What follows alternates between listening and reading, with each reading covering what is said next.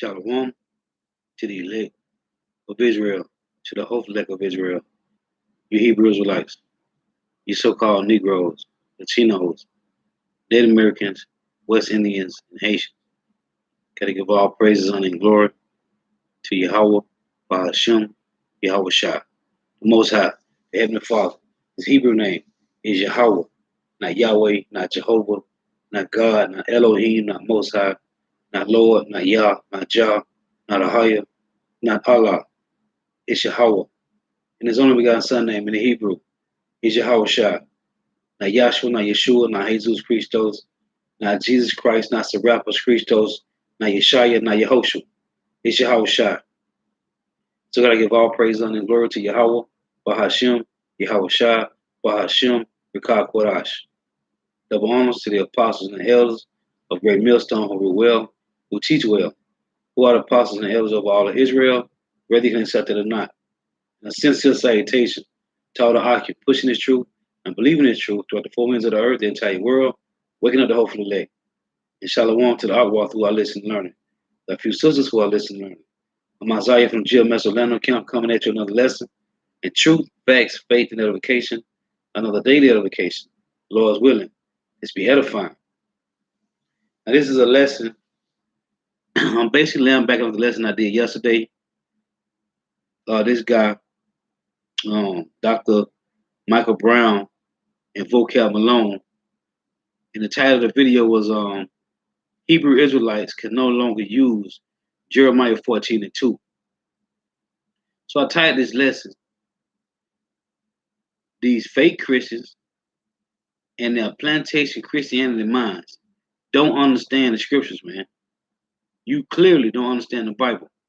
So yesterday I went into the reason why they're trying to allegedly debunk the Jeremiah 14:2 about the tribe of Judah being so-called a dark-skinned tribe, because it links to Hebrews 7:14. When they tell you in Hebrews 7:14, it is evident that our Lord sprang from Judah, right? So what they're trying to do is, when you read Hebrews 7:14, you have to read Jeremiah 14:2.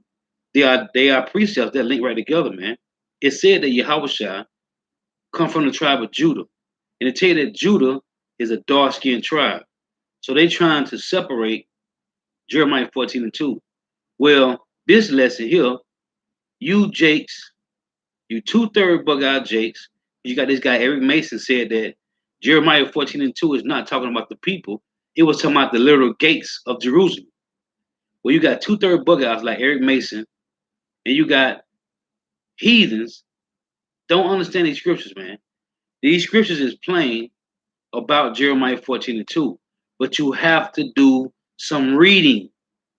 You have to read to understand what's going on in Jeremiah 14:2. So, first precept I'm going to get is Romans 15:4. See, as it say in Daniel 12 and 10, only the wise will understand these scriptures. The wicked will not understand these scriptures, man.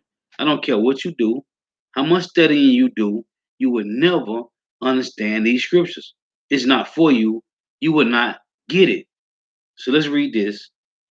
This is Romans 15:4, and it reads, For whatsoever things were written aforetime were written for our learning.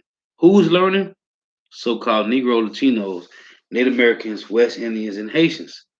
It's for their learning, not yours. For whatsoever things were written aforetime were written for our learning, that we, through patience and comfort of the scriptures, might have hope. You have to search the scriptures, man. They tell you that. What is that? John 5:39. Search the scriptures, right? First Thessalonians 5 says, prove all things. With what? With scripture. So, knowing that these scriptures are written aforetime ago for our learning, it tell you, Paul said, let's read this. This is Colossians 1:26. See, these things is a mystery to 2/3 and heathens, but to the hopeful elect, it's plain, man. Okay? You got to understand that. These things are plain to the hopeful elect, but to the heathens and 2/3, it's a mystery. This Colossians 1 and 26. Even the mystery, which have been hid from ages and from generations, but now is made manifest to his saints. We know who the saints is. Only people that can be saints or servants of Yahweh Shem Shai is Israelites. When you go to Psalms 50 and 5, Psalms 148, verse 13 and 14, when you go to Psalms 149, 1 and 2, the saints are the Israelites. Saints and servants can only be Hebrew Israelites, so-called Negro, Latinos, Native Americans, West Indians, and Haitians. When you go in Leviticus 25 and 55, it tell you that Israelites are the Lord's servants.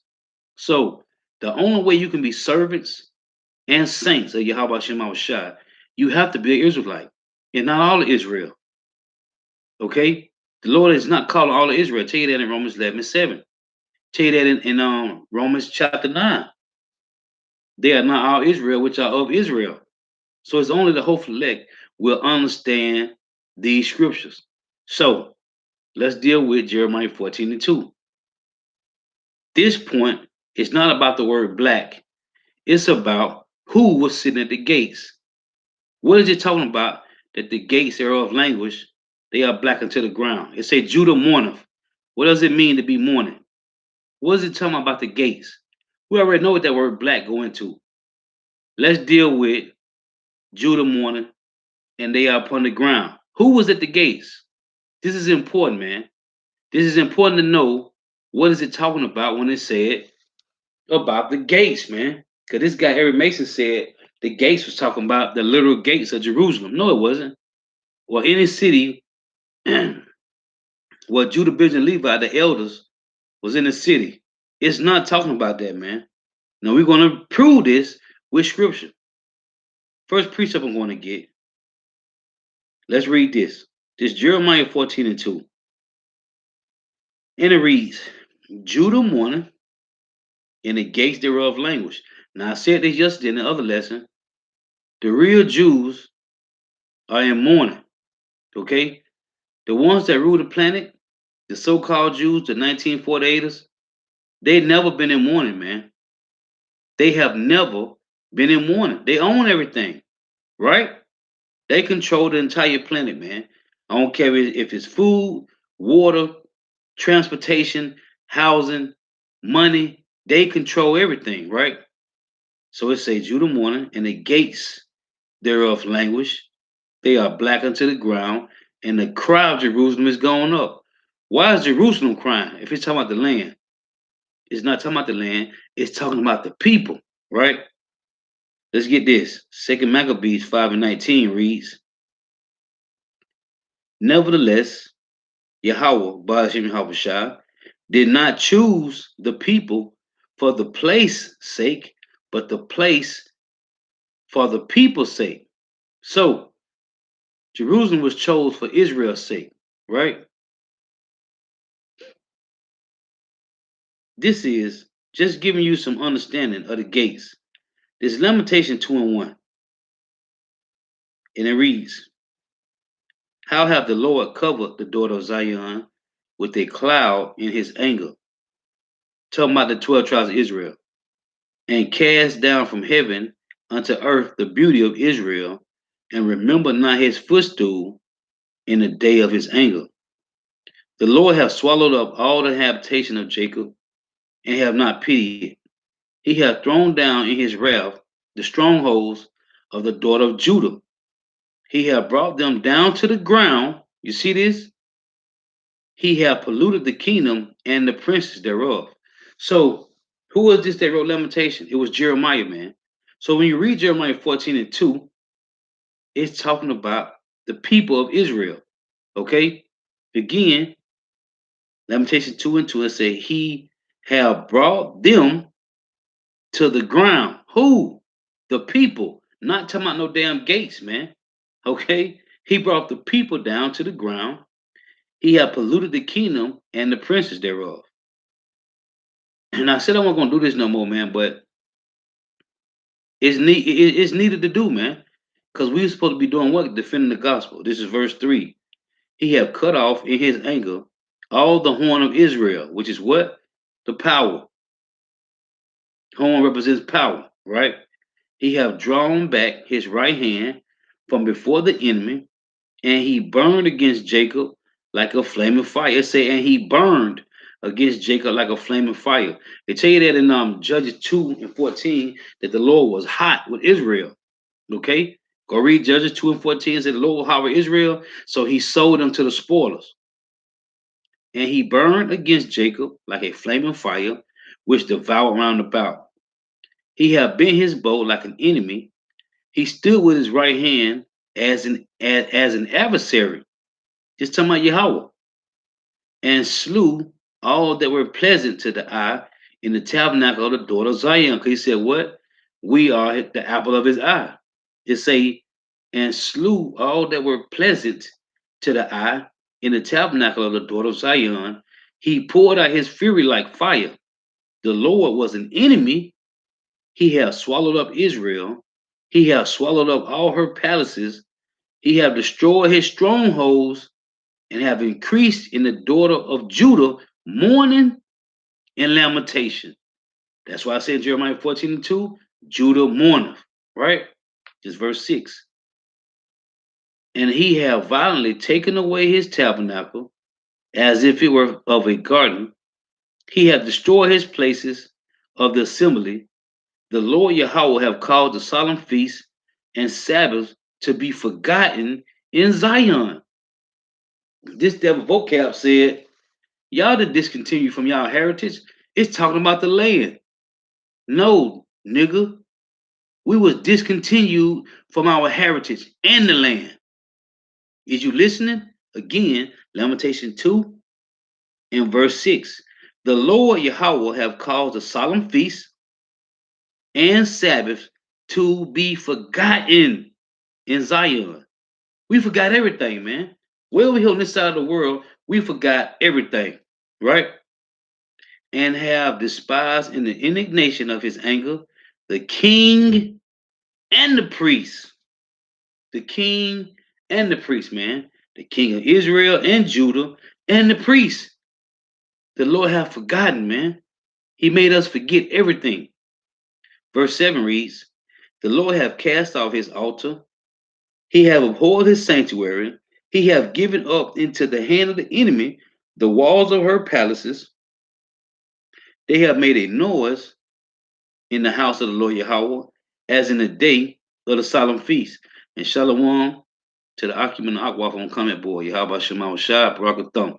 The water for tuning in. Know it's late.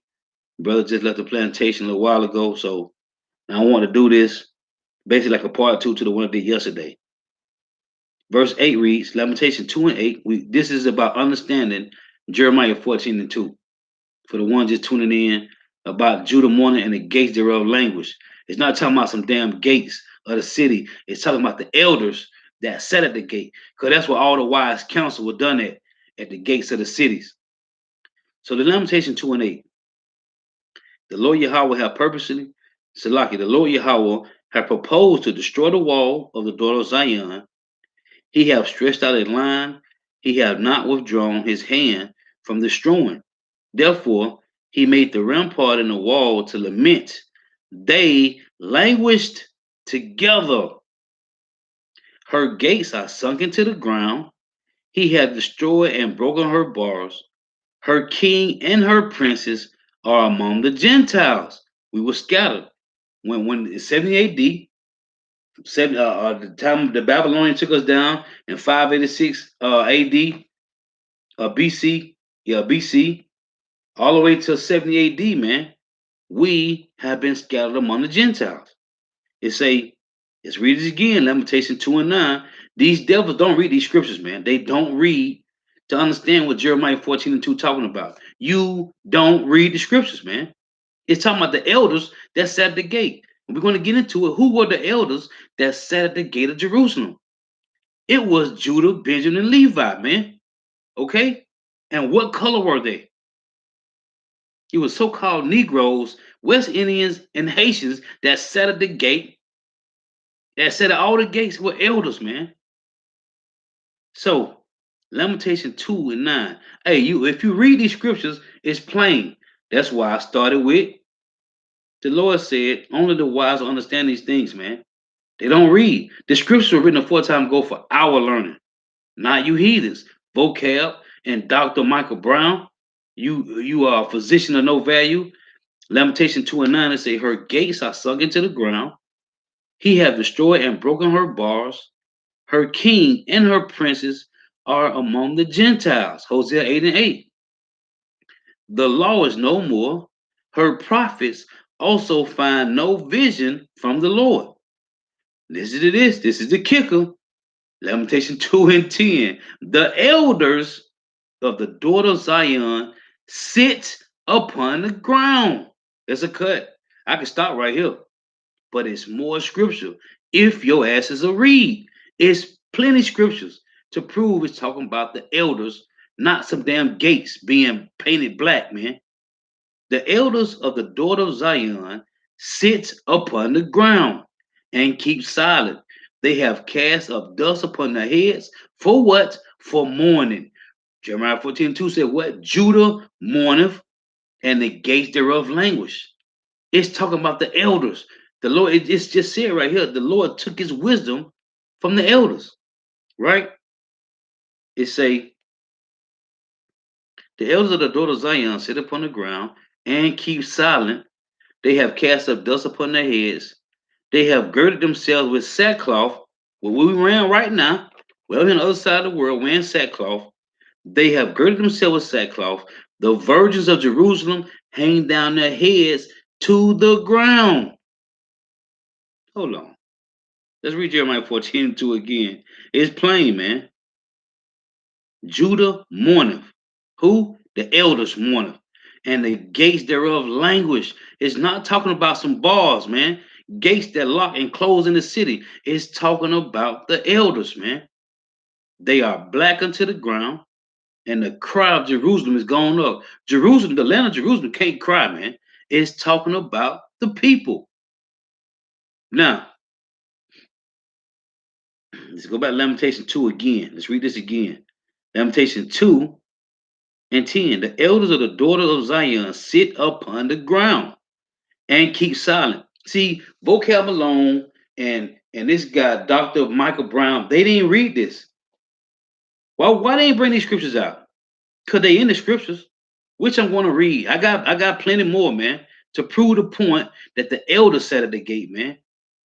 It say the elders of the daughter of Zion sit upon the ground and keep silent. They have cast up dust upon their heads. They have girded themselves with sackcloth. The virgins of the virgins of Jerusalem hang down their heads to the ground. It say this is verse 16. All thy enemies have opened their mouth against thee. They hiss and gnash their teeth. They say, we have swallowed her up. Certainly, this is the day that we look for. We have found, we have seen it. The Lord have done that which he have devised. He hath fulfilled his word that he commanded in the days of old. He hath thrown down and have not pitied. He have caused thy enemy to rejoice over thee. He have set up the horn of thy adversaries. So we're on the bottom. Here we go in Lamentation 5 and 14, and it's plain, man. Listen to this. Lamentation 5 and 14. The elders have ceased from the gate, the young men from their music. The elders have ceased from the gate, the young men from their music. It's talking about the elders sitting at the gate. So I got a couple precepts to further prove this point. This is, let's get this. First one I'm going to get is Deuteronomy 21 and 18. This is the case about a stubborn son. So listen to this. Deuteronomy 21 and 18. If a man have a stubborn and rebellious son, which would not obey the voice of his father or the voice of his mother, and that when they have chastened him, so you put the rod on them, right? You whoop them, they still won't get it. It say, and that when they have chastened him, will not hearken unto them. Then shall his father and mother lay hold on him and bring him out unto the elders of the city. Where the elders of the city at, Lord? And unto the gate of his place. Wherever you stayed at, Jerusalem, Israel, let me tell you something.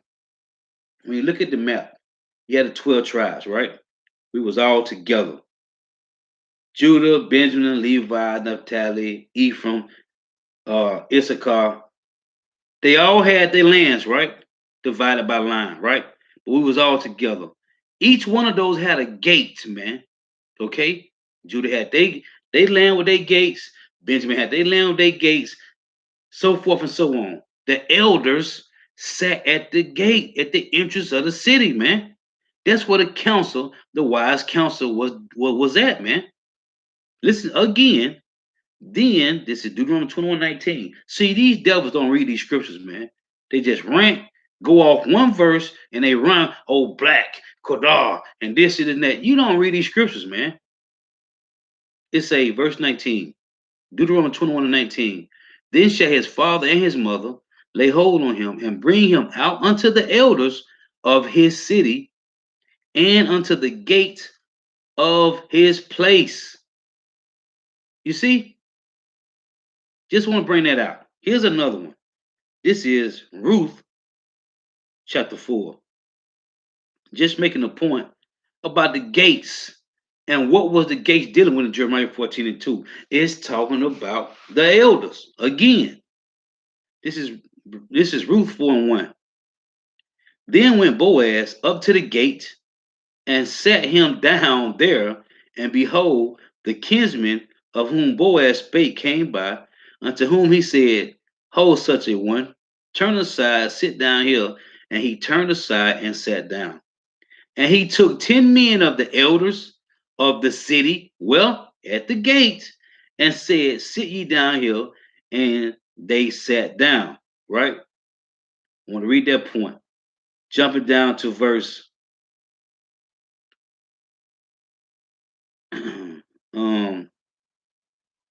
actually, that was the point on that. Let's see. So right here, verse 11 say, matter of fact, verse 10. Moreover, Ruth the Moabitess, the wife of Mahlon, have I purchased to be my wife, to raise up the name of the dead upon his inheritance, that the name of the dead be not cut off from among his brethren. And from the gate of his place ye are witnesses this day. This is where the wild council was at the gates. Verse 11 say, and all the people that were in the gate and the elders said, we are witnesses. The Lord make the woman that is coming to thine house like Rachel and like Leah, which two did build the house of Israel. Because the 12 tribes came from Leah and Rachel. And do thou worthily in Ephraim and be famous in Bethlehem. So this was at the gates of Bethlehem, man.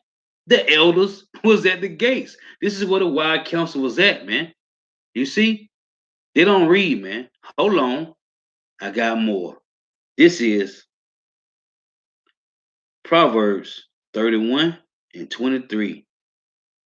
And it reads, her husband is known in the gates when he sitteth among the elders of the land. This is talking about when you start at verse 10 in Proverbs 31, it's talking about the virtuous woman, right? Who can find a virtuous woman? Right? It going to her and her husband, right? This is about the husband. Proverbs 31:23. Her husband is known in the gates when he sitteth among the elders of the land. This is a cut to Vocab Malone and Dr. Michael Brown. Oh, and Eric Mason, this bug out Jake.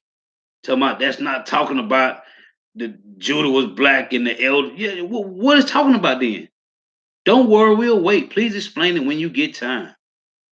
We got the rest of the year. It say her husband is known in the gates when he sitteth among the elders of the land. Hold on. Here's another one.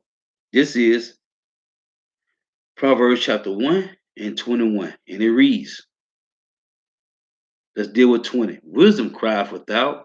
She uttereth her voice in the streets. She crieth in the chief place of concourse, in the openings of the gates. In the city she uttered her words, saying, where is wisdom found at? In the chief place of concourse, man. During the time when we was in the ancient time, the wisdom was done at the gates, man. Who was at the gates? The elders. This is 1 Samuel chapter 4. 1 Samuel 4 and 18. Listen to this. It reads. Let me write one. Select. Yeah, hold on. Okay, this is 1 Samuel chapter 4 and verse 18. And it reads. And it came to pass when he made mention of the ark of God that he fell from off the seat backward by the side of the gate, and his neck brake, and he died, for he was an old man and heavy, and he had judged Israel 40 years. It said his neck fell and broke the gate. Where he was sitting at? At the gate, man. At the entrance of the gate. Let's get another one. Just wanted to make this point. This is 2 Samuel. I found a couple of these just to make points, man. 2 Samuel 18 and 1. Listen to this. It says, and David numbered the people that were with him and set captains of thousands and captains of hundreds over them. Verse 2. And David sent forth a third part of the people under the hand of Joab, and a third part under the hand of Abishai, the son of Zeruiah, Joab's brother, and third part under the hand of Ittai, the Gittite.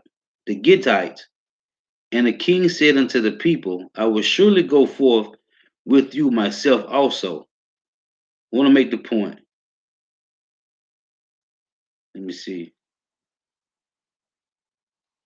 You know what? Let me see. This is verse, let's read 3. But the people answered, thou shalt not go forth, for it will flee away. They will not care for us, neither if half of us die, will they care for us. But now thou art worth 10,000 of us. Therefore now is it better that thou succor us of the city, which succor mean to be helped, to help. And the king said unto them, what seemeth you best, I would do. And the king stood by the gate side, and all the people came out by hundreds and by thousands. Just making points, man. Let's get this one. This is Second Samuel chapter 19 and verse let's see.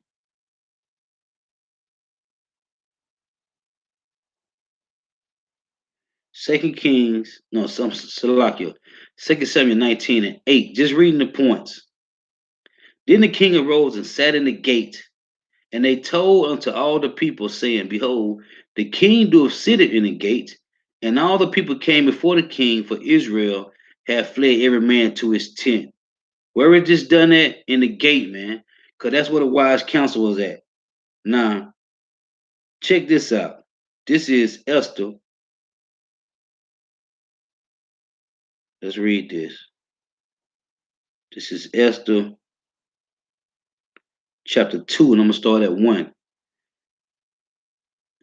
It say, after these things, no, Esther 2 and 3. No, Salakia. I'm sorry, Esther 2 and 5. Now in Shushan, the palace, there was a certain Jew whose name was Mordecai, the son of Jael, the son of Shemiah, the son of Kish, a Benjamite, who had been carried away from Jerusalem with the captivity, which had been carried away was Jeconiah, king of Judah, whom Nebuchadnezzar, the king of Babylon, had carried away. Right? Hit the point. So you can know what it's talking about. It said again, let's read it again. Now in Shushan, the palace, there was a certain Jew whose name was Mordecai. Right? This is verse 18. It say, then the king made a great feast unto all his princes and his servants, even Esther's feast. And he made a release to the provinces and gave gifts according to the state of the king. And when the virgins were gathered together the second time, then Mordecai sat in the king's gate. Why? He set him up because he was a wise man, just like David, man. The gates is known for the elders, man. That's what it's talking about. I ain't want to make this too long. I just want to hit the points to show you that this is not talking about some gates. Now, this just said Mordecai, who was a Jew, right? We know facts. Even the president of Egypt, man, said that the Jews left black and came back white, man. Okay? We know this, man. We know what the scriptures say. Because you can't receive it, that's your problem. But we know what the scriptures say, man. It's talking about the elders. And the reason I want to bring this out in Esther 2, it said Mordecai, who was what? A Jew, right? Who are the real Jews? We know who they are, man. The real Jews are just one tribe, which is Judah. But during the time of Babylon, you had the three tribes that was called what? The Jews, man. Judah, Benjamin, and Levi. You see, these scriptures show you that the elders that sat at the gates are dark-skinned people, man. If you can't accept it, it doesn't matter. We don't care. But the lesson is good for them who come after, man. So Lord willing to edifying, got to give all praise, honor, and glory to Yahweh, Bahashim Yahweh Shai, Bahashim Rikakwarash. Double honors to the apostles and elders of Great Millstone who rule well, who teach well. Who are the apostles and elders over all of Israel, whether they can accept it or not. And a sincere salutation to all the octane pushing this truth and believing this truth. For the four winds of the earth, the entire world, waking up the hope for the elect. And shalom to the walk through our listening and learning. The few sisters who are listening and learning. Lord willing, edifying. Till next time I say shalom. Wa abba ball. It's plain. The scriptures say the elders are the ones that set the gate, man. So even though you can't accept it, it doesn't matter. We know what the scriptures say. This is for our understanding, not yours. Shalom. Wa abba ball. Stay prayed up. The water for tuning in. Shalom.